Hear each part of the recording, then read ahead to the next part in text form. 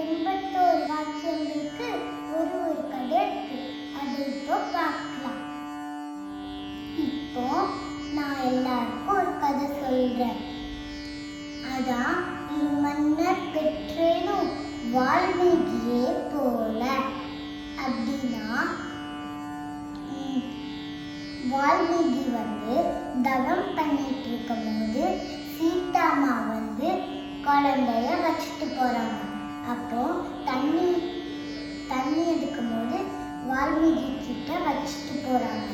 அப்போ கொஞ்ச தூரம் போகும்போதுதான் அவங்க நினைச்சாங்களாம், அவங்க வேற தவம் பண்ணிட்டு இருக்காங்க, அவங்க எப்படி பார்த்துப்பாங்கன்ட்டு குழந்தைய எடுத்துட்டே போயிடுறாங்க.